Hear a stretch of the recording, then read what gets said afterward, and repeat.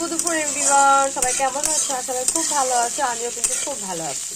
তো দেখো, এই যে একটা ভাজি করছি, সেটা এই ভাজিটা কিন্তু ছোট বড় সবাই কিন্তু খুব খেতে ভালোবাসে। বিনস, আলু আর দিয়েছে এখানে গাজর। তো যেহেতু আমার মেয়ে গাজর একদম খেতে চায় না, তো এরকম করে ভাজি করে দিলে কিন্তু খায়। আর ছোট বাচ্চারা যখন ভেজে তুলে খেতে যাবে না, যেমন অনেকে বিনস খায় না, অনেকে গাজর খায় না, তখন এইভাবে কিন্তু তোমরা ভেজে দিতে পারো। ছেলেমেয়েরা কিন্তু চোখ বুঝে কিন্তু খেয়ে নেবে। আর একটা এখানে আমি কাঁচা লঙ্কা দিয়েছি, একটা শুকনো লঙ্কা দিয়েছি, আর পেঁয়াজ আজকে দিয়ে যেহেতু মঙ্গলবার নিরামিষ, একদম কালো জিরা দিয়ে ভাজছি। দেখতেই তো দারুণ লাগছে, তাই না? খেতে কিন্তু খুব ভালো লাগে গরম গরম ভাতের সাথে। 1 চামচ ঘি আর এটা, আর এই ভাজিটার সাথে কিন্তু আর কিছুই লাগে না।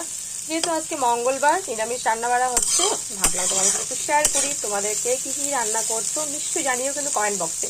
আর কে কে ভালোবাসে ভাজিটা সেটাও জানিও। রুটির সাথেও কিন্তু খুব ভালো লাগে, রুটি লুচি পরোটা যে কোনো সাথে ভাজিটা খুব ভালো লাগে।